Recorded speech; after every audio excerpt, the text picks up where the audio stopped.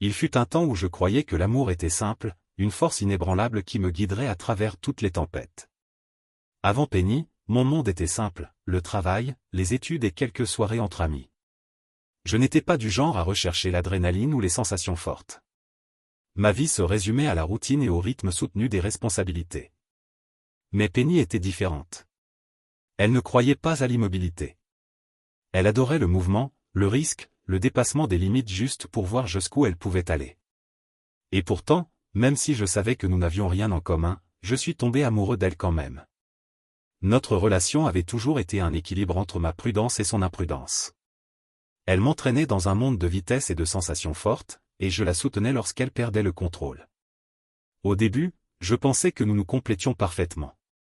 Mais avec le temps, je me suis demandé si je faisais vraiment partie de son aventure, ou si j'étais juste quelqu'un dont elle avait besoin pour la soutenir pendant qu'elle courait après sa prochaine dose d'adrénaline. Cette pensée me trottait dans la tête en arrivant au parc d'attractions ce jour-là. Mon estomac se serrait déjà, plus que la simple peur des attractions. C'était une belle journée de fin d'été lorsque je suis descendu du manège en titubant et me suis dirigé vers les toilettes, l'estomac encore noué par les montagnes russes. J'ai croisé un père et son fils sur le pas de la porte, plongés dans une conversation pour savoir si le garçon avait besoin d'aller aux toilettes. Je connaissais la réponse avant eux. À en juger par la tache sur le short du garçon, il était déjà parti. Je suis rapidement entré, une main pressée contre ma bouche, essayant de ne pas la lâcher. J'étais seul aux toilettes et, heureusement, mon estomac s'est calmé avant que la situation n'empire. Je me suis regardé dans le miroir, irrité contre moi-même. Pourquoi me laissais-je toujours entraîner dans des choses qui me terrifiaient? La réponse était simple. L'amour. À l'époque, j'aimais Penny. Tout chez elle. Elle était belle, avec ses cheveux noirs ondulés et son sourire qui pouvait illuminer n'importe quelle pièce. Elle aurait pu choisir n'importe qui, mais pour une raison inconnue, c'est moi qu'elle a choisi. Nous avons passé la majeure partie de ma journée de congé à Great Lake Adventures, Penny me tirant d'une attraction à l'autre. Je détestais les hauteurs, mais pour elle, je continuais à monter. Je suis finalement sorti des toilettes et j'ai vu Penny avec sa sœur Julie et son amie Rebecca. Julie, lassée des attractions, était prête à manger, mais Penny ne l'écoutait pas. Comme d'habitude, j'ai fini par tenir ma promesse à ses parents, m'assurer que Julie passe un bon moment. J'ai donné de l'argent à Penny pour une autre attraction, et pendant qu'elle et Rebecca s'en allaient, j'ai emmené Julie chercher à manger. Je ne pouvais m'empêcher de me demander combien de temps Penny continuerait à courir après les sensations fortes, combien de temps je pourrais tenir le rythme. En voyant Penny s'éloigner avec Rebecca, je ne pouvais m'empêcher d'être frustré. Elle et moi étions aux antipodes. Alors qu'elle gardait les cheveux courts et insouciants, je préférais les miens longs et bien coiffés. Nous partagions les mêmes yeux marron charbonneux, mais les siens étaient perçants et précis, comme ceux de notre père. Les miens étaient plus doux, plus maternels. Penny courait toujours après l'excitation, entraînant Greg avec elle, sans jamais se soucier de l'impact que cela avait sur lui. Il détestait les hauteurs, mais elle le poussait à chaque tour. Je ne comprenais pas pourquoi il la laissait faire. Il la gâtait, cédant toujours à ses désirs, quel qu'en soit le prix. À 19 ans, j'étais assez grande pour le voir. Penny était égoïste, et Greg voulait tellement la rendre heureuse qu'il la laissait lui marcher dessus. Alors que nous errions dans le parc à la recherche de nourriture, je n'ai pas pu me retenir. Il fallait que je dise quelque chose. Il fallait qu'il arrête de se laisser traiter ainsi. Mais Greg a balayé l'idée et a essayé de se concentrer sur la nourriture. Je n'avais pas faim, mais je savais que je devais manger quelque chose, car je n'aurais pas le droit de manger dans sa Mustang. En retournant aux montagnes russes avec Rebecca, elle m'a taquiné en me disant que j'avais toujours tendance à tomber sur les gentils. Elle n'en avait aucune idée. Je me fichais des étiquettes, mais je n'allais pas le nier. Je savais exactement ce que je voulais, et Greg l'était. Bien sûr, j'aimais ma vie de passionné, mais je voulais aussi un avenir. Je ne m'intéressais ni à une carrière ni à l'université. Je voulais être une épouse, une mère et vivre une vie simple avec Greg. L'université avait été un gâchis, et je n'avais pas besoin de travail. Mon plan était clair, épouser Greg, avoir des enfants et rester à la maison. Rebecca plaisantait en disant que j'avais trouvé un travail avant d'avoir des enfants, mais elle n'a pas compris. Être mère au foyer était un choix, pas quelque chose à mépriser. J'élèverais des enfants comme Greg, intelligents, forts et beaux, et ce serait ma contribution au monde. Alors que nous faisions la queue pour les montagnes russes, j'étais encore en colère contre mes parents qui me mettaient la pression pour que je trouve un travail comme Julie. C'était épuisant, mais je savais que ma vie était déjà tracée. Le moment venu, Greg et moi ferions en sorte que ça marche. Il gagnerait assez d'argent, et je n'aurais pas à m'occuper des choses ennuyeuses. Il n'était pas ce que j'appellerais un beau gosse, mais il avait quelque chose de brut. Sale, les cheveux en bataille et les vêtements usés, il avait l'air d'un type qui se fiche des apparences, mais il le savait. Son assurance était indéniable. Il parlait comme s'il savait exactement comment me faire réagir. Quand il m'a demandé pourquoi j'étais intéressé par une course, j'ai haussé les épaules, mais sa réponse m'a énervé. Il a suggéré une course moins chère pour qu'on puisse y aller tous ensemble. C'était censé être une blague, mais je n'ai pas trouvé ça drôle. Je n'allais pas payer pour lui et son ami. Son attitude ne faisait que m'agacer davantage. Il n'a pas reculé, cependant. Il m'a taquiné, me demandant si je pouvais supporter la course sans me retenir. Ce défi m'a mis sur la défensive, et je ne pouvais pas le laisser gagner. Alors, je suis resté têtu et je n'ai pas attrapé la rampe au décollage. À mesure que l'attraction prenait de la hauteur, j'ai ressenti cette vague d'excitation familière. Mais lorsque nous avons commencé à descendre, ce n'était pas seulement le frisson qui m'a frappé. Ses mains, qui n'avaient rien à faire là, si.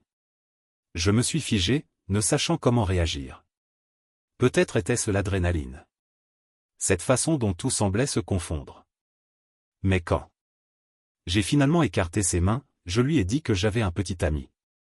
Il s'en fichait. Au milieu des virages et des courbes de l'attraction, ses mains ont retrouvé leur chemin et, avant même que je ne m'en rende compte, elles glissaient plus bas. J'étais trop bouleversé pour l'arrêter sur le moment, sans même savoir si je le voulais. Le mélange de danger et d'excitation, le frisson provoqué par tout cela, avait un étrange pouvoir sur moi.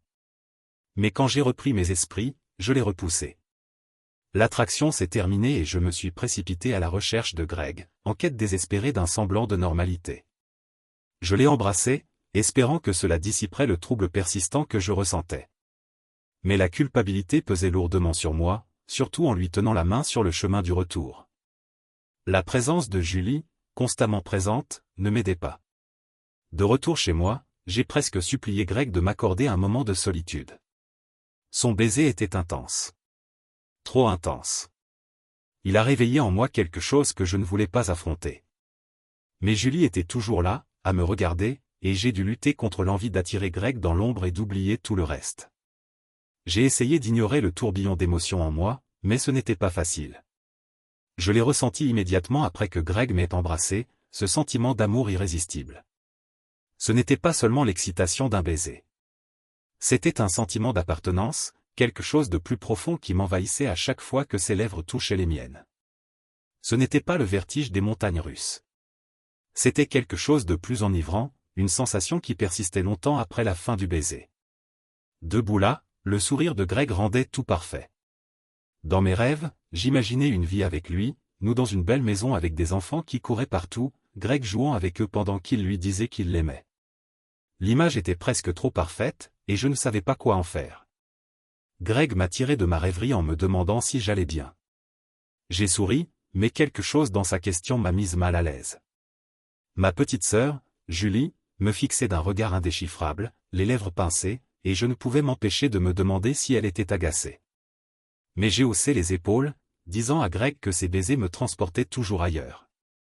Julie, comme d'habitude, n'était pas de très bonne humeur.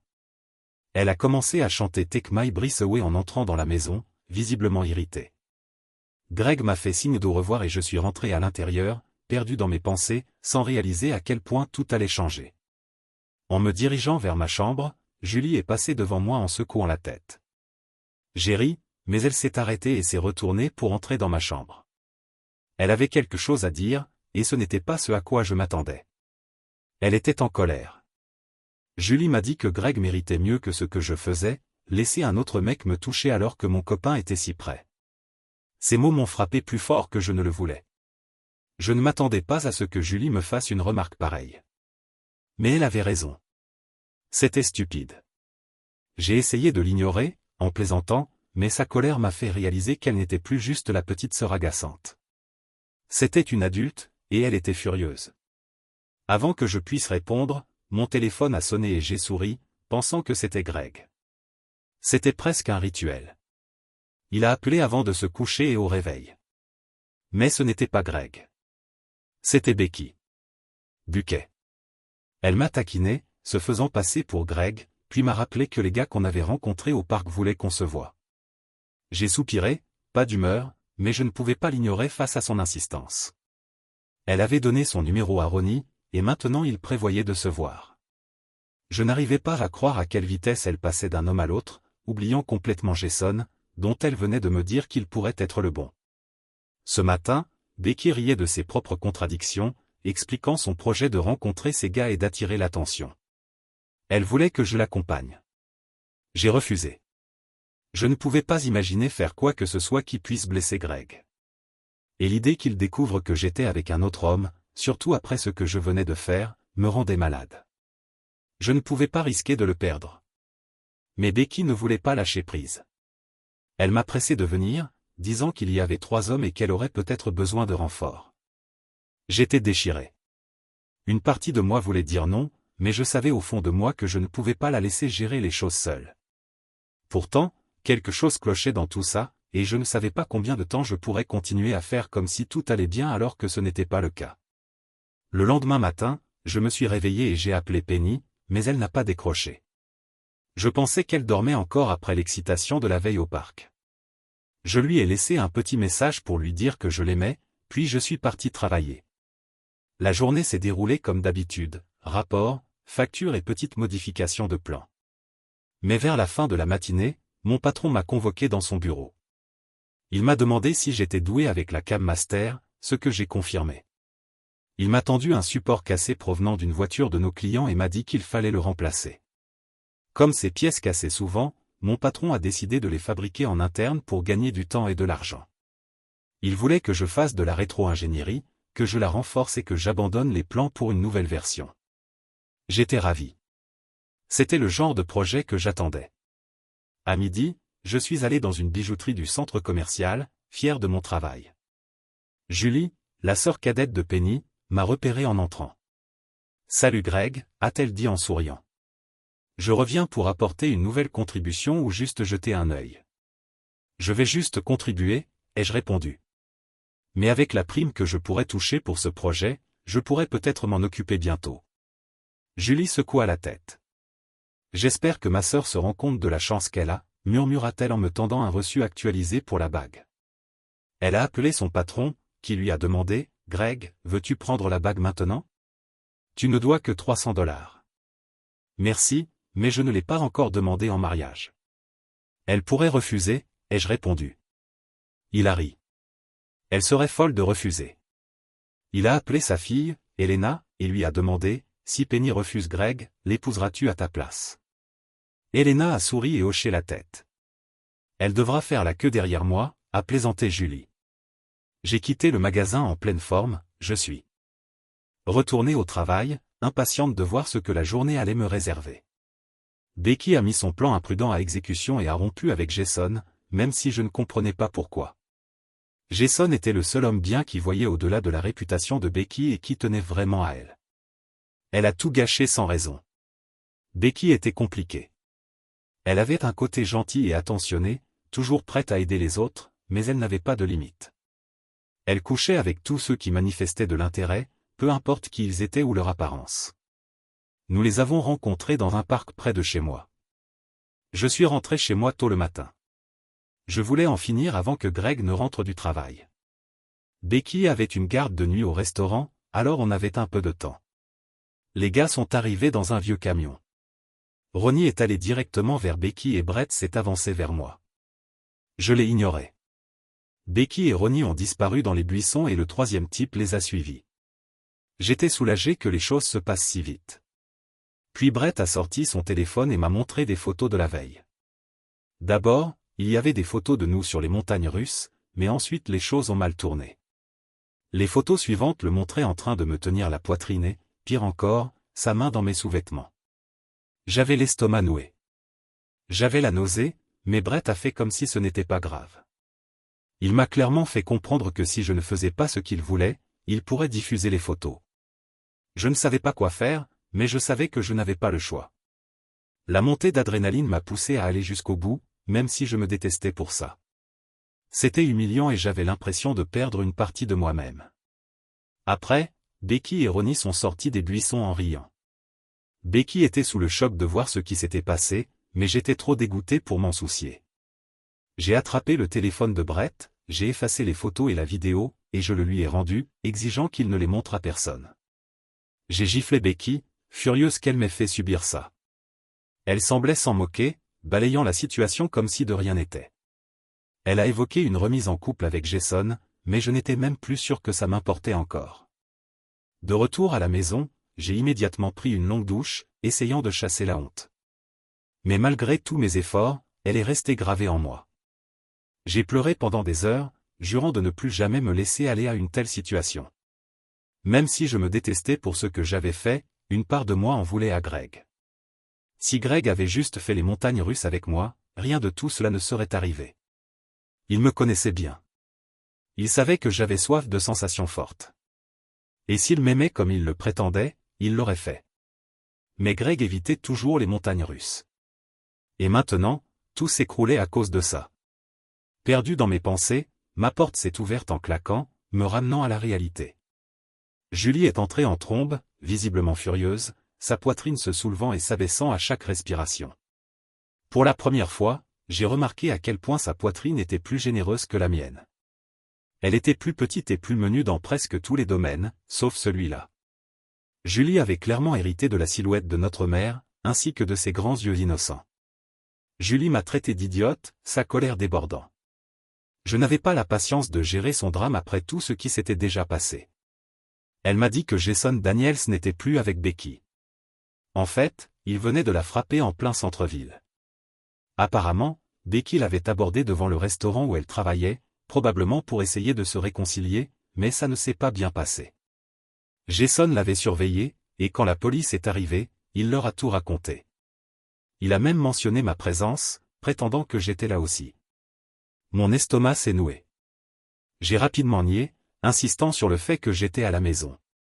Tout ce temps, j'avais cru que Becky m'avait couverte, mais Julie était partie sans un mot.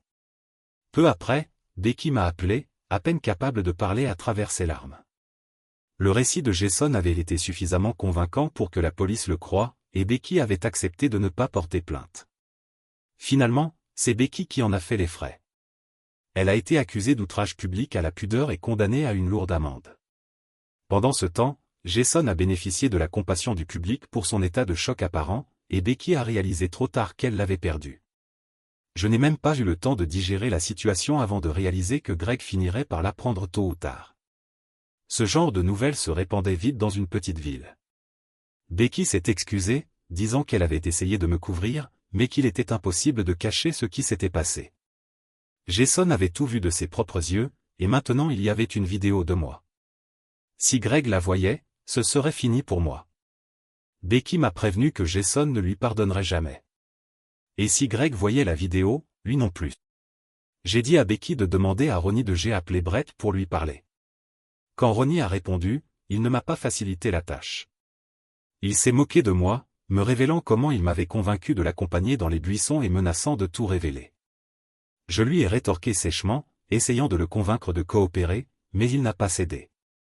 Désespéré, j'ai menacé Ronnie de mon oncle, un flic, et promis de lui rendre la vie impossible s'il ne me remettait pas la cassette.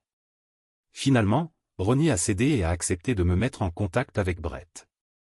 Brett n'a pas perdu de temps à me narguer, me demandant ce que je lui donnerais en échange de la cassette. J'ai exigé qu'il la détruise, lui faisant comprendre que s'il ne le faisait pas, je lui compliquerais la vie autant que la mienne. Il ne m'a pas prise au sérieux au début, mais j'ai insisté, menaçant de tout révéler. Finalement, Brett a accepté de me rencontrer le lendemain matin pour lui remettre la cassette, mais seulement à ses conditions. Il a clairement précisé qu'il était marié, mais cela n'a pas suffi. Empêche-le de m'exploiter, murmura Becky, incertaine de la marche à suivre. J'ai raccroché, furieuse contre Becky de m'avoir mise dans ce pétrin.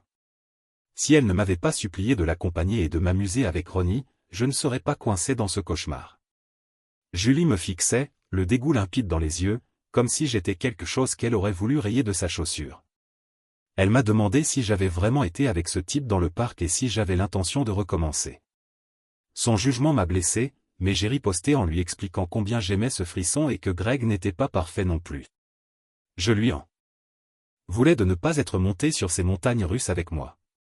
S'il l'avait fait, rien de tout cela ne serait arrivé. La réponse de Julie m'a choqué. Elle m'a dit que Greg était resté avec moi sur ses manèges toute la journée malgré sa peur du vide. Il l'avait fait parce qu'il m'aimait et je n'avais même pas remarqué à quel point il était malade. Il n'était pas parfait, mais il avait travaillé dur pour construire un avenir pour moi. Elle m'a fait remarquer que si Greg travaillait sans relâche, Steve, son ami, avait beaucoup de temps libre et allait à la plage avec nous. Mais elle m'a rappelé que Greg ne visait pas un travail comme celui de Steve. Il travaillait pour assurer notre avenir, surtout à tous les deux. Quand je l'ai interrogé sur Greg, elle m'a révélé quelque chose que j'ignorais. Il avait dépensé presque tout son argent cet été pour la bague de fiançailles en or 2 carats qu'il m'avait offerte. Ça m'a blessé, mais je ne pouvais nier que ça m'a fait me sentir encore plus mal. J'ai passé les heures suivantes à attendre que Greg appelle, mais il n'a pas appelé. C'était la première fois qu'il n'appelait pas, même après une dispute. Je me sentais vide, réalisant à quel point j'avais tout gâché. S'il voyait cette cassette, ou si quelqu'un d'autre la voyait, il n'y aurait aucun espoir d'arranger les choses entre nous. Je devais m'en débarrasser, sinon ça détruirait tout. J'ai essayé de me concentrer sur le plan. Je devais retrouver Brett, prendre le téléphone et m'assurer qu'il ne restait aucune copie de la vidéo. Je ne pouvais pas laisser cette erreur me poursuivre indéfiniment. Quand j'ai rencontré Brett au parc, il était seul, comme je l'avais demandé. Il avait un nouvel iPhone et j'ai tout de suite su qu'il ne me faisait pas confiance. Après m'être assuré qu'il n'avait ni caméra ni enregistreur, j'ai exigé qu'on en finisse avec ça. J'ai clairement fait comprendre que je ne faisais pas ça par choix. J'étais sous la contrainte, comme avant. Brett a insisté sur le fait que j'avais accepté et m'a poussé à aller jusqu'au bout. Je lui ai dit que tout ça était une erreur depuis le début. Il a essayé de me convaincre qu'on pouvait garder le silence, mais je n'y croyais plus. J'avais fait une énorme erreur, et je n'allais pas l'aggraver. Avant que quoi que ce soit ne se produise, j'ai entendu le bruit de moto qui approchait. Je n'y ai pas prêté attention jusqu'à ce que des voix s'élèvent et que je me fige. 2 motards étaient arrivés, et l'un d'eux a fait une remarque grossière à mon sujet. L'un d'eux m'a demandé si j'étais la petite amie de Brett, et Brett et moi avons nié en même temps. Le motard ils ont souri et m'ont dit qu'ils me prêteraient un moment. J'ai ri, essayant de garder mon calme, et je leur ai rappelé que Brett était un combattant de MMA capable de les vaincre facilement. Mais les motards n'ont pas semblé impressionnés.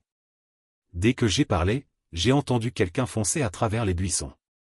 Brett a rapidement disparu, abandonnant son pantalon et le téléphone que j'étais venu chercher. J'ai attrapé le téléphone et laissé ses vêtements sur le banc. Les motards se sont immédiatement montrés hostiles, montrant clairement qu'ils se fichaient du téléphone. Je leur ai parlé de la vidéo que Brett avait sur lui, comment il me faisait chanter, mais ils n'ont ri qu'en la voyant. L'un d'eux m'a attrapé par le bras et m'a tiré vers sa moto. J'ai résisté, en donnant des coups de pied et en criant, mais personne n'était là pour m'aider. Frustré, le motard m'a frappé. La douleur était intense, me mettant hors d'état de lutter. Étourdi et effrayé, je suis monté à contre-cœur sur la moto, espérant éviter un autre coup. Après un court trajet, il m'a repositionné devant lui et m'a tenu jusqu'à notre arrivée. Une maison près du parc que je reconnaissais. À l'intérieur, il m'a traîné jusqu'à une pièce avec un matelas sale par terre, claquant la porte derrière nous. La peur m'a envahi. J'ai réalisé que mon téléphone était toujours dans ma poche et, les mains tremblantes, j'ai envoyé un SMS à Becky et Julie pour leur dire où j'étais et leur dire d'appeler la police. Alors que je remettais le téléphone dans ma poche, un autre motard est entré. Il a commenté mon apparence et a essayé de m'offrir une bière pour me détendre. J'ai d'abord refusé, mais lorsqu'il s'est empressé de me la donner, j'ai obéi. La bière m'a touché l'estomac et presque immédiatement, j'ai senti une chaleur me parcourir, atténuant ma peur. Après cela, ma mémoire s'est estompée. J'étais au top ce matin-là. Bill Miller, mon patron, venait de féliciter mon travail. Il avait apprécié les modifications que j'avais apportées, plus petit, plus solide et plus efficace. De plus, j'avais conservé toutes les spécifications d'origine.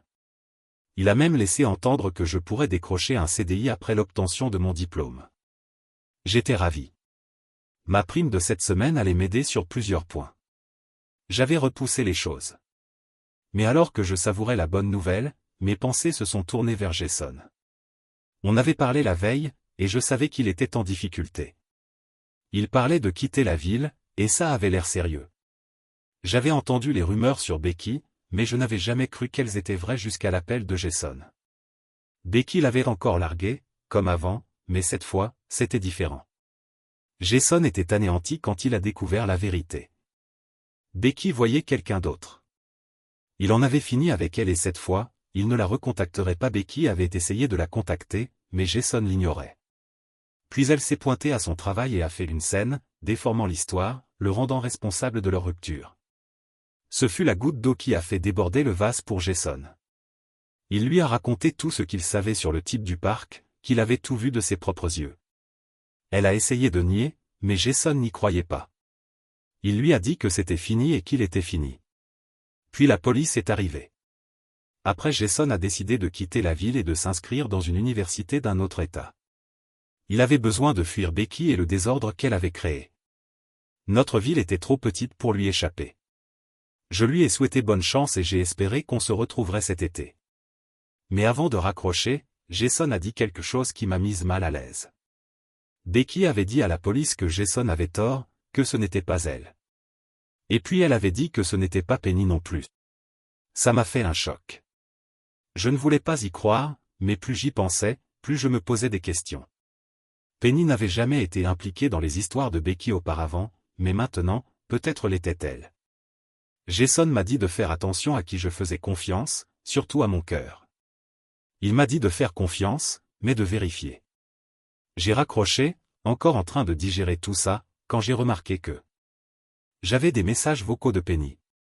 Normalement, elle ne laissait pas de messages sauf en cas d'anomalie, et je percevais l'anxiété dans sa voix. Je ne savais pas quoi en penser, mais quelque chose clochait. Au lieu de je l'ai rappelé immédiatement et j'ai essayé d'y voir plus clair. J'ai appelé Julie, espérant qu'elle pourrait m'éclairer sur la situation. Julie était directe et me dirait la vérité, aussi embarrassante soit-elle. Mais elle n'a pas répondu non plus. Je n'avais pas l'intention d'impliquer ma famille, cependant. Si mon frère décrochait, je devrais tout lui expliquer, et je n'étais pas prête. Alors, j'ai fait comme d'habitude quand j'étais dépassé, je l'ai ignoré. J'ai joué à des jeux vidéo pour me changer les idées, mais rien n'y faisait. Je n'arrêtais pas de penser à ce que Jason avait dit. Le lendemain matin, je suis passé au restaurant, espérant parler à Becky. Je pensais qu'elle me mentirait, mais que je le saurais. Cependant, en arrivant, Marie, la propriétaire, m'a annoncé que Becky s'était déclarée malade. Marie était convaincue que Becky avait eu ce qu'elle méritait, et Becky avait pleuré au téléphone. J'étais de retour à la case départ. J'ai pris mon petit déjeuner et je suis allé travailler, me demandant si je ne devais pas simplement quitter la ville comme Jason. Mais ensuite, j'ai réalisé que je ne pouvais pas juger Penny sans connaître toute l'histoire. Elle méritait mieux que ça. Au moment où j'y réfléchissais, mon téléphone a sonné. C'était Becky, paniquée. Elle disait qu'il y avait un gros problème, mais qu'elle ne pouvait pas en parler. Je n'avais pas le temps pour des réponses vagues, alors j'ai raccroché et j'ai branché l'appel de Julie. Elle semblait paniquée aussi, disant que Penny lui avait envoyé un message. Je l'ai lu et j'ai eu un pincement au cœur. Julie avait déjà appelé la police, mais il ne pouvait pas faire grand-chose pour l'instant. Je suis retourné voir Becky, et cette fois, elle a tout avoué. Elle l'avait fait exprès, pensant pouvoir s'en tirer, mais Penny n'était qu'une victime dans son pétrin. Becky a avoué avoir été avec ce type 3 fois, y compris ce jour-là. J'ai ressenti une vague d'incrédulité. Mais au moins, maintenant, je connaissais la vérité. Becky essayait encore de se justifier, disant que Penny m'aimait. Mais j'en avais assez de ses excuses. Je lui ai dit de me retrouver au parc. J'avais le sentiment de savoir où tout cela allait nous mener. Penny et moi avions passé des heures à discuter dans le parc au début de notre relation, souvent en voiture après. Je me souvenais d'une maison à proximité, toujours avec des motos garées devant. Penny ne pensait pas que la police la prendrait au sérieux après tout ce qui s'était passé, alors j'ai décidé de m'en occuper moi-même. J'ai appelé Julie, la pressant de raconter ce qui se passait à son père, mais elle ne l'avait pas encore fait. Je l'ai rassurée en lui disant que je retrouverais Penny. En me rendant au parc, j'ai appelé la police. Je n'étais pas sûr de tous les détails, mais je savais que c'était fini, et qu'il était temps d'aller au fond des choses. Je me suis réveillé dans un lit d'hôpital, la lumière vive au-dessus de ma tête me piquant les yeux. Ma famille était debout autour de moi, mais aucun ne souriait. Ma mère me tenait la main, mais s'est éloignée quand j'ai ouvert les yeux. La voix de mon père a transpercé la tension, pleine de colère et de confusion. Il a exigé de savoir ce qui n'allait pas chez moi, mais je l'ai ignoré, essayant de me redresser. C'est alors que j'ai remarqué la radio. J'ai serré la main et senti la panique monter. Mon esprit s'emballait, cherchant Greg. Il était venu me chercher. Je m'en souvenais clairement. Mais avant que je puisse poser la question à nouveau, Julie a traversé la pièce et m'a giflé. Mon père a eu du mal à la retenir. Mon cœur battait fort alors que je demandais à nouveau, où est Greg? Mais il ne répondait pas. Au lieu de cela, Julie m'a giflé à nouveau. J'ai essayé de me débattre, en vain. Alors que je cherchais mon téléphone, un agent de sécurité et un policier se sont précipités à l'intérieur. Mon père a aidé à éloigner Julie. Julie a sifflé que j'allais en prison, et le policier l'a laissé sortir. Mes mains tremblaient tandis que je racontais à mon père que Greg m'avait sauvé, qu'il s'était battu pour moi. Mais son visage s'est effondré, sa déception m'écrasant. Il m'a dit que Greg était dans un état critique et que les médecins se battaient pour le sauver. Je ne pouvais pas respirer. Pourquoi, a demandé mon père, la voix brisée. Pourquoi as-tu fait ça? Il me regardait comme si j'avais toutes les réponses, alors que je n'en avais aucune. C'était trop surréaliste. Il a continué à décrire comment Greg avait été tout ce qu'il pouvait espérer, un type bien qui m'aimait. Il a même mentionné comment Greg avait économisé pour m'acheter une belle bague, quelque chose dont je ne pouvais même pas me résoudre à être fier maintenant. Puis la bombe est tombée. Mon père voulait savoir si Greg m'avait blessé. Je lui ai dit que non, que Greg était doux, aimant, rien à voir avec ce qu'il craignait. Pourtant, mon père ne comprenait pas. La colère montait dans sa voix. Il était gêné. Notre famille était devenue la risée de la ville et le travail de mon père en souffrait. J'avais la nausée, mais je ne trouvais pas les mots pour expliquer. Il m'a posé des questions sur l'homme avec qui j'étais. Il ne comprenait pas comment Greg avait pu finir si violemment battu. Pas alors qu'il était censé être un combattant de MMA. Mais il a ensuite lâché la vérité. Greg n'était pas un combattant. Il n'était même pas celui qu'il prétendait être. Il était marié à une autre femme et j'étais tombé dans le piège d'une imposture. Les mots de mon père ont fait l'effet d'une gifle. Je lui avais fait confiance.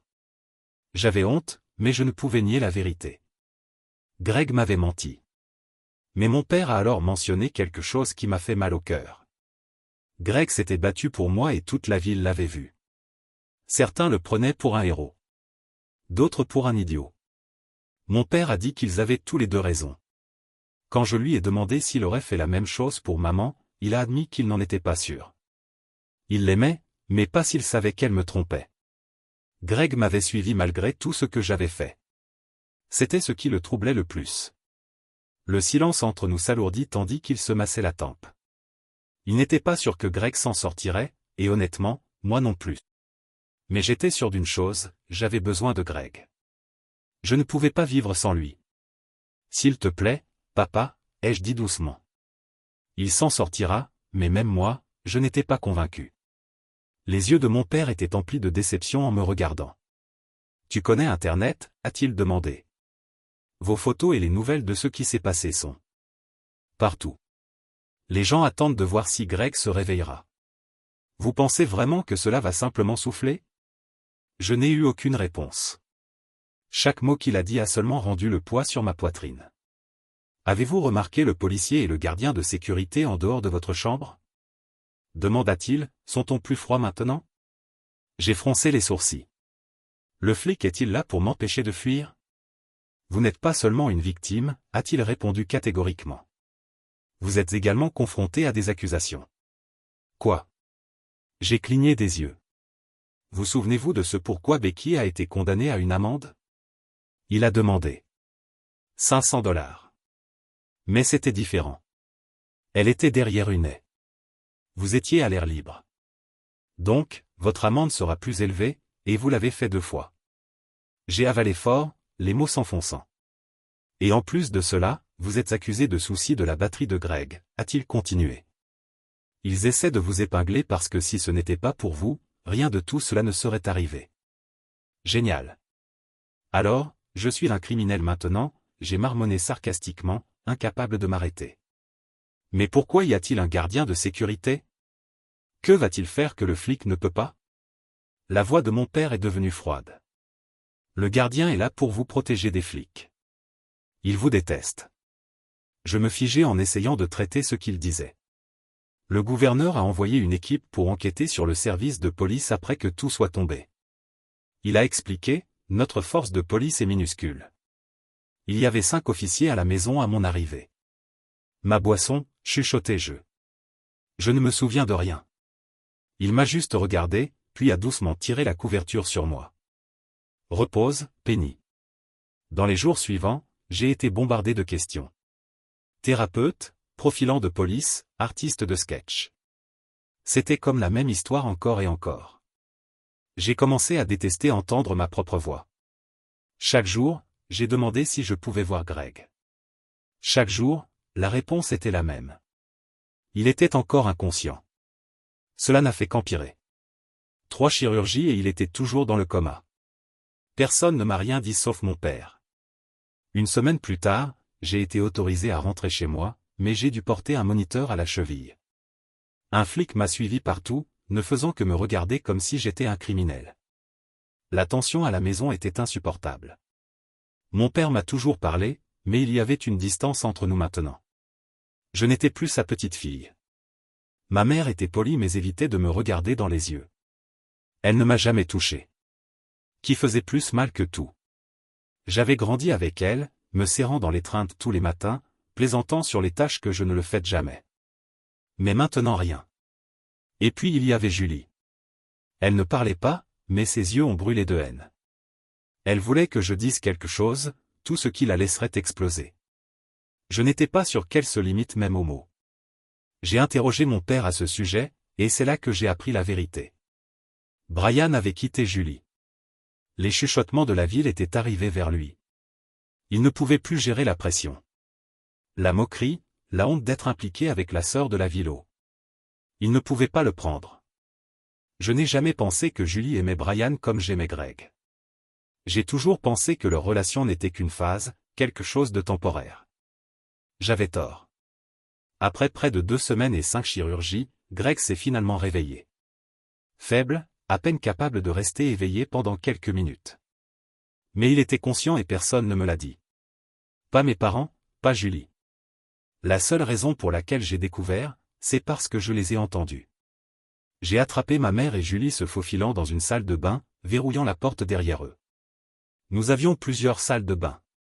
Ils n'avaient pas besoin d'aller ensemble. Sauf ils me cachaient quelque chose. J'ai pressé mon verre d'eau contre la porte et entendu Julie chuchoter. Ils s'inquiètent des lésions cérébrales, mais le gonflement est descendu.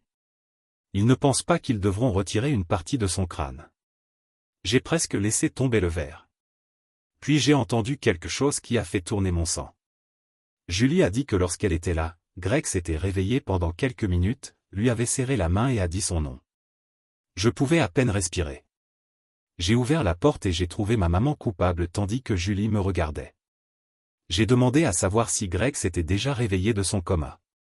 Ma maman s'est excusée, expliquant que mon thérapeute pensait qu'il serait trop tôt pour moi de voir Greg ou toute personne impliquée dans l'incident jusqu'à ce qu'ils évaluent pleinement mon état.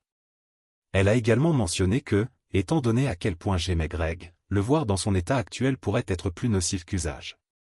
Elle a décrit à quel point Greg avait été blessé, meurtri, enflé, avec un œil couvert et son poignet dans un casting massif. Je lui ai dit que je pouvais le gérer. J'avais besoin de le voir. Mais Julie s'est moquée de moi, rejetant ma demande et me rappelant que ses visites étaient limitées à seulement quelques personnes à la fois avec une liste stricte de visiteurs approuvés. Julie semblait prendre plaisir à la situation, souriant en me parlant de ses visites quotidiennes à Greg et comment Terry, un policier, l'accompagnait souvent. J'ai demandé à parler à Terry, mais Julie a clairement indiqué que cela n'allait pas arriver. Déterminé, j'ai insisté sur le fait que je verrais Greg, quoi qu'il arrive. Je savais que cela ne me ferait pas de mal, et je pensais que le voir nous aiderait tous les deux à guérir. La réponse de Julie était froide et dédaigneuse, mais il était clair qu'elle n'avait aucune intention de me laisser voir Greg. La vérité m'a frappé fort. J'ai réalisé que ma relation avec Julie était brisée. Elle appréciait ma douleur, peut-être par jalousie ou ressentiment de la façon dont tout s'était déroulé. Lorsque Greg s'est finalement réveillé, il a refusé de me voir. Il se rétablissait bien physiquement, mais son état mental semblait net. Il était toujours Greg. Cependant, chaque fois que mon père me mentionnait, l'expression de Greg s'assombrit. C'était clair que Greg avait décidé de me couper de sa vie. Malgré tout cela, j'ai essayé de lui rendre visite, mais j'ai été arrêté à chaque tour. Je ne pouvais pas dépasser les infirmières, et même quand j'ai essayé de me faufiler, ils m'ont détourné. Mes tentatives de réconciliation avec Julie étaient féodales. Elle a refusé de me parler, et il est devenu évident qu'elle n'avait aucune intention de me pardonner. Finalement, j'ai revu Greg, mais pas comme j'imaginais. Il a été sorti pour un événement public, entouré de sa famille et de Julie. J'étais là debout dans la foule, regardant le maire et le gouverneur a prononcé des discours louant Greg, mais personne ne m'a mentionné. Personne n'a reconnu mon rôle dans sa vie, pas même une mention passagère. C'était un spectacle public, et je me sentais invisible. J'ai regardé la vie de Greg semblable de continuer sans moi. Et autant que j'ai essayé de m'accrocher à l'espoir, la réalité de ce qui s'était passé entre nous était de couler. Le son des motos a rempli l'air alors qu'ils prenaient vie et commençaient à bouger. Chaque cavalier fait progresser une longueur de vélo. Un par un, il déboulonnait, s'approcha de Greg pour lui serrer la main, puis est parti. Mais les 3 derniers coureurs ont fait quelque chose de différent.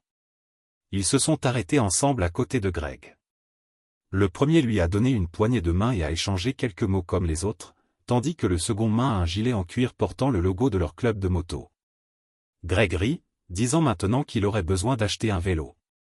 Ensuite, le 3e cavalier est resté plus longtemps. Il a parlé avec Greg pendant un certain temps, a souri et lui a même fait un câlin avant de grimper à l'arrière de la moto d'un autre cavalier. Alors qu'ils s'éloignaient, ils ont laissé un nouveau Harley-Davidson brillant derrière. Un cadeau impressionnant pour honorer le courage de Greg. La foule a applaudi alors que le vélo était retourné pour que Greg ait un meilleur look. Il était le héros que tout le monde admirait. Pendant ce temps, je me sentais invisible. Personne ne semblait se soucier de moi. Les médias ont eu une journée sur le terrain en utilisant l'événement pour promouvoir leur propre programme. Le procureur de district a promis Swift Justice tandis que le maire et le gouverneur ont tous deux utilisé l'histoire pour leur campagne. Même les motards ont profité de l'occasion pour se commercialiser comme de bons citoyens respectueux des lois. Il semblait que tout le monde avait quelque chose à gagner à l'exception des forces de police et de moi. Le service de police de notre ville avait été décimé. Ses rangs sont passés de 12 à 4 officiers.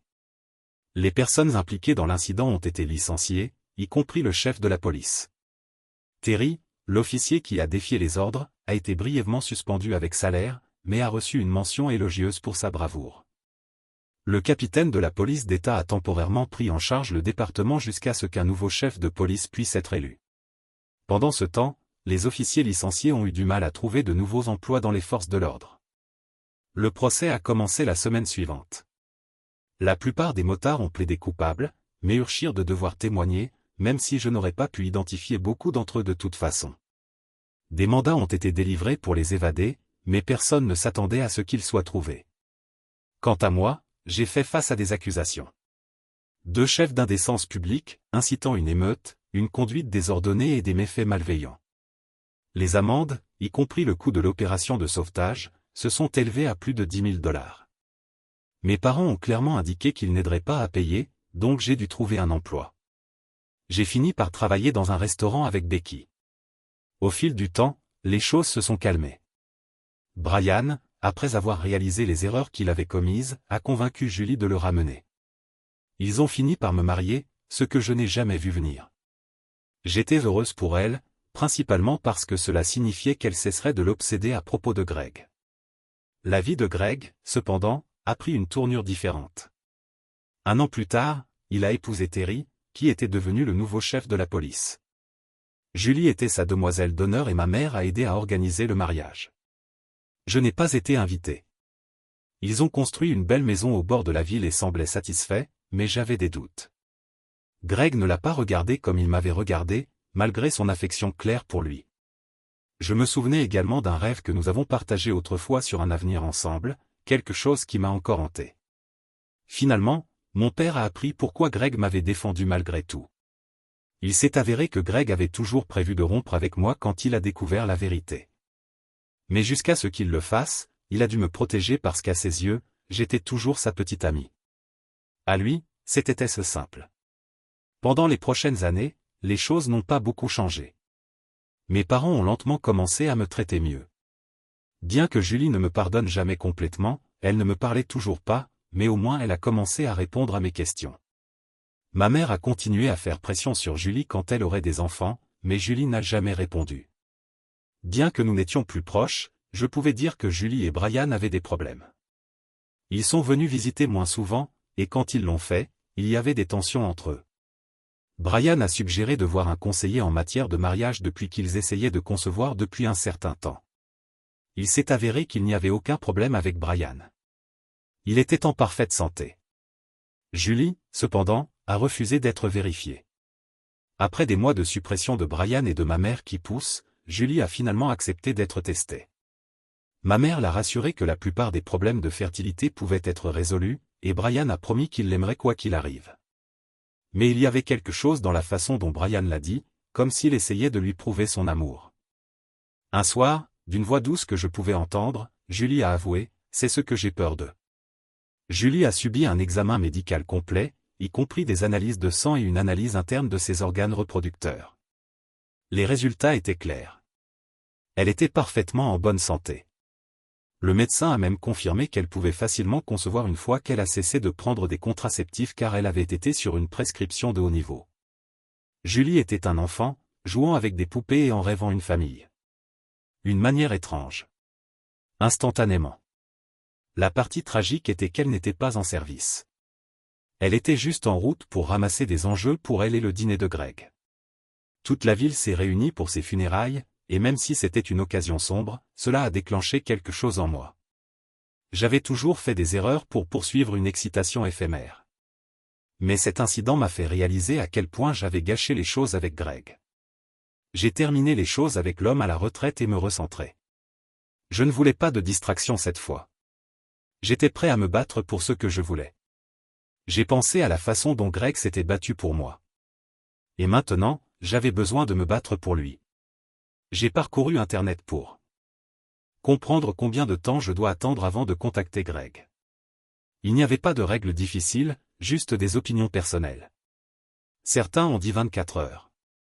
D'autres ont mentionné 3 ans. Certains ont fait référence à des textes religieux tandis que d'autres se sont appuyés sur le bon sens. En fin de compte, j'ai décidé de donner à Greg 3 mois. Après cela, je tenais la main en tant qu'ami et voir où les choses se sont passées. Les 12 semaines semblaient s'allumer. J'ai une nouvelle coupe de cheveux comme celle que j'avais quand nous étions ensemble, et j'ai commencé à travailler. Chaque jour, je pratiquais le discours que je lui dirais. Le moment venu, j'avais peur. J'ai débattu d'attente un autre jour, mais je ne pouvais plus le repousser. J'ai emprunté la voiture de mon père sans lui dire où j'allais, sachant qu'il penserait que je rendais visite à mon ami dans la ville voisine. Mais cette fois, je me dirigeais vers la maison de Greg. Quand je me suis arrêté, j'ai vu sa Mustang GT garée dans l'allée à côté d'une nouvelle et une troisième voiture que je n'ai pas reconnue. Je me suis souvenu que Greg avait toujours parlé de l'obtention d'une deuxième voiture pour les mois d'hiver afin que sa Mustang ne soit pas ruinée par la neige. J'ai pris une profonde inspiration, j'ai redressé mes cheveux et j'ai frappé à la porte. C'était comme une éternité avant son ouverture. Julie se tenait là avec rien d'autre qu'une robe qui couvrait à peine son corps. Elle n'a même pas essayé de cacher le fait qu'elle venait d'être avec Greg. Mon esprit est devenu vide avec confusion et colère. Pourquoi était-elle là sans vêtements la maison de Greg si peu de temps après la mort de Terry? Avant de pouvoir dire quoi que ce soit, Julie laissa tomber sa robe, debout sans souci du monde. Le regard dans ses yeux le rendait clairement. Elle était prête pour plus. « Tu es une putain de sorcière », je crachai, furieuse. Quelques secondes plus tard, Greg est apparu rapidement à la porte, jetant un pantalon d'entraînement et un t-shirt. « Est-ce que ce sont les pièces automobiles que j'ai commandées ?» Il a demandé confus avant de se détourner de moi. « Qu'est-ce que tu fais ici ?» J'ai exigé, répondit Julie avec un indifférent. « Qu'est-ce que tu te soucies ?» Je me suis ouvert la bouche pour répondre, mais les larmes sont venues. Le poids de la situation s'est écrasé sur moi, et je ne pouvais plus le retenir. Et puis quelque chose que je ne m'attendais pas. Les tapis étaient impressionnants et tout l'espace était chaud et accueillant. Julie a remarqué mon regard balayant la pièce et a dit, « Certains tapis sont nouveaux. » Celui-ci, cependant. Greg et Terry n'ont aimé que du bois dur et des carreaux. J'ai à peine dû refaire quoi que ce soit. Terry avait un goût incroyable. Elle était une personne si gentille. J'étais toujours sous le choc. « Mais pourquoi êtes-vous ici ?» J'ai réussi à demander à travers mes larmes. Julie soupira, regardant un instant avant de parler. J'ai attendu le bon moment pour pleurer correctement. Mais ne soyez pas naïf, Sue. Elle s'est coupée, se penchant en avant. Terry et moi sommes devenus proches à l'hôpital pendant ces jours sombres. Nous aimions tous les deux Greg, mais j'ai toujours su qu'une relation entre moi et lui serait impossible. Pour commencer, j'étais avec Brian et Greg est presque mort en protégeant votre sœur. Cela ne pourrait jamais fonctionner. J'ai épousé Brian parce que, au fond, je pensais qu'il pourrait être quelque chose comme Greg. C'est un bon gars, mais ce n'est pas Greg. Ils ont presque liquidé Greg quand il a essayé de vous protéger. Mais ensuite Brian m'a quitté au moment où les gens ont commencé à m'appeler la sœur O. J'ai essayé de passer à autre chose, mais je ne pouvais pas. C'était l'une des raisons pour lesquelles Brian et moi étions plus comme des amis qu'autre chose. Quand il m'a poussé à tomber enceinte, j'ai réalisé que ce serait une énorme erreur. Il mérite quelqu'un qui peut le rendre heureux, mais je ne suis pas cette personne. Elle s'arrêta, prit une respiration, puis continua. Terry savait que Greg l'aimait, mais il y avait des problèmes de confiance après tout ce que vous lui avez fait. Elle l'aimait comme il vous aimait. Tout ce qu'elle a toujours voulu, c'était son bonheur. Elle m'a même dit que s'ils se séparaient, je devrais me précipiter vers lui sans hésitation. Le lendemain de sa mort, Greg a dû passer par ses affaires et il a trouvé une lettre qu'elle m'a écrite. Il a dit que si quelque chose lui arrivait, c'est moi qui l'aimais presque autant qu'elle. Je lui ai donné la lettre et j'ai emménagé avec lui le même jour. Cela peut sembler étrange pour certaines personnes, mais pour nous, cela fonctionne. Greg aimait Terry, mais leur relation ressemblait plus à deux bonnes personnes qui essayaient de le faire fonctionner. Il n'y avait pas de véritable étincelle. Vous le savez mieux que quiconque. C'était la même chose avec moi et Brian. Julie faisait signe alors qu'elle parlait, comme elle l'a toujours fait. Ce n'était pas surprenant. Ce qui était nouveau, cependant, était la belle bague sur son doigt. Je ne l'avais pas vue auparavant, mais je savais exactement ce que c'était. La bague que je devais avoir. Ce n'était pas le même que Terry avait été enterré, et ce n'était pas celui que Greg lui avait donné. D'une manière ou d'une autre, Greg n'avait pas donné cette bague à Terry. Mais maintenant, Julie le portait comme s'il lui appartenait. Ce n'était pas seulement la bague. C'était tout. Je me suis souvenu de ce que ma mère m'avait dit. Julie avait aidé Greg à choisir une bague pour moi, et elle en avait choisi une qu'elle voulait pour elle-même. Maintenant, elle semblait avoir à la fois la bague et l'homme qu'elle avait toujours voulu. J'étais furieux, mais toute ma colère s'estompa quand j'ai regardé dans les yeux de Julie. Il y avait quelque chose de différent là-bas. Détermination, oui, mais aussi la joie. Une joie qui l'a presque brûlée. « Penny, dit-elle, sa voix stable. Je sais pourquoi tu es ici. Vous êtes venu pour essayer de récupérer Greg, et je ne vous en veux pas. Mais la seule raison pour laquelle je vous parle maintenant, c'est parce que je suis enfin heureux. Toute ma vie, je suis toujours en deuxième position. Nos parents vous mettent toujours en premier. Vous mettez Becky en premier. Brian voulait que les enfants soient plus pour plaire à ses parents que parce qu'il les voulait avec moi. Mais maintenant, j'ai quelqu'un qui me met en premier. Greg et moi sommes tous les deux heureux. Je l'aime et il m'aime. Nous nous éclairons mutuellement. Quant à vous et à Greg, il est aussi heureux. Et maintenant qu'il est heureux, il est prêt à mettre le passé derrière lui. Peut-être qu'un jour vous pourrez vous asseoir et en parler. Mais laissez-moi être clair, nous sommes des femmes adultes maintenant. Tous ces jeux enfantins sont derrière nous. Je me battrai pour Greg quoi qu'il en soit. Et je te laisserai dans la poussière. Toi et Greg étiez des amoureux des adolescents et c'est tout. Ce navire a non seulement navigué, il a coulé. J'aurais dû dire à papa où j'allais. J'aurais dû lui dire que j'ai murmuré. Non, tu ne pouvais pas, a dit Julie. Il ne sait pas. Personne ne le fait. Mais la vérité sortira assez tôt. J'ai hoché la tête. Ne vous inquiétez pas, Julie, dis-je, ma voix sincère. Je n'ai peut-être pas été la meilleure sœur en grandissant, mais je garderai votre secret. Elle a éclaté de rire, se dirigeant vers moi. Je ne sais pas pourquoi, mais elle semblait toujours plus mature que moi, même si elle était plus jeune. Dans quelques semaines, ce sera évident et tout le monde le saura. Nous prévoyons un mariage, mais comme maman et papa, nous nous précipiterons dans l'allée avec une bosse de bébé. Nous serons mariés avant de devenir parents. En regardant Julie, j'ai vu quelque chose que je n'avais jamais vu auparavant. Véritable bonheur. Elle brillait. J'avais déjà entendu parler de l'éclat de la grossesse, mais c'était difficile à croire jusqu'à ce que je le voie sur elle. Elle brillait littéralement. J'ai repensé à la façon dont Greg l'avait regardée avant de réaliser que c'était moi à la porte. C'était le même look qu'il me donnait. Julie et Greg se sont mariés et toute la ville s'est présentée pour leur mariage, dont Becky et moi. Moins de 3 mois plus tard, ma nièce Cindy est née. Maman était sur la lune pour enfin avoir un petit enfant à gâter. Je ne sais pas si Greg et Julie plaisantaient ou sérieux lorsqu'ils l'ont nommé d'après leur grand-mère, mais cela a fait rire tout le monde de toute façon. 15 mois après la naissance de Cindy, Julie a accueilli sa 3e grossesse et maman lui a doucement dit que 3 enfants étaient suffisants. Mais même alors, Julie avait toujours cette même étincelle dans ses yeux. En tant que tante, je me suis retrouvée à intervenir pour aider avec les enfants lorsque les grands-parents avaient besoin d'une pause ou n'étaient pas là. Ça ne me dérangeait pas du tout. Cela m'a donné une chance de créer des liens avec les petits. La 3e grossesse de Julie n'a pas été une surprise. Je l'ai trouvée un après-midi avec une sieste à l'étage dans sa chambre, comme elle le faisait souvent. Pendant ses grossesses, Julie n'a pas fait beaucoup au-delà de dormir, de manger, d'utiliser la salle de bain et bien sûr, de doucher Greg d'affection. J'ai été en fait surpris qu'il n'avait pas plus d'enfants. Il est devenu clair avec le temps que le lien entre Julie et Greg était quelque chose que je ne pouvais jamais avoir avec lui. Leur connexion était indéniable, si forte qu'ils ne pouvaient même pas se séparer longtemps. Dans chaque barbecue familial, peu importe le nombre de personnes, il était presque impossible de les séparer. Même lorsque les femmes se sont réunies pour parler de nos vies ou partager des histoires, et que les hommes sont partis parler de sport et quoi qu'ils fassent d'autre, Julie s'est toujours assurée de rester à la vue de Greg. Ce n'était pas seulement la proximité physique. Même dans une pièce bondée, c'était comme s'ils existaient dans un monde à part, et tout le monde ne faisait que passer. Je ne pouvais pas m'empêcher d'admettre que Julie, pas moi, était celle avec laquelle Greg était censé être.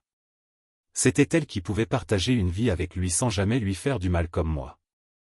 Et même si je n'ai jamais eu l'intention de blesser Greg, je n'étais pas assez fort pour éviter de me mettre dans des situations qui y mèneraient. Julie était qu'elle avait la force et la clarté qui m'ont manqué. Je l'ai souvent imaginée à ma place, imaginant comment elle aurait réagi à quelqu'un comme Brett au parc d'attractions. Ce gars désagréable avec ses lignes louches essayant de la persuader de partir en voyage ridicule. Julie ne l'aurait même pas diverti. Elle ne lui aurait pas donné l'heure de la journée.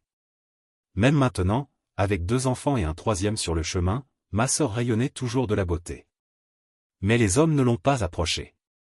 Ce n'était pas seulement les choses évidentes, son mariage fort, la bague qu'elle portait qui était destinée à moi, mais aussi à la façon dont elle s'est transportée. Il y avait une confiance tranquille en elle. Elle n'était pas impolie, mais il y avait une subtile autorité en sa présence, et les hommes semblaient le sentir. Il ne la dérangeait tout simplement pas. Et pourquoi le ferait-il? Je savais que Greg se battrait pour elle si jamais cela se résumait. Il la protégerait férocement. Je me suis assis dans leur salle de soleil, un espace qui ressemblait à la fois à une retraite intérieure et extérieure, et j'ai réalisé que cela ressemblait beaucoup à la pièce de mon rêve, celle où Greg et moi étions ensemble, une vie que je n'aurais jamais. J'ai souri doux amer en pensant. Ce n'était pas réel, mais pour une raison quelconque, c'était devenu l'un de mes fantasmes préférés.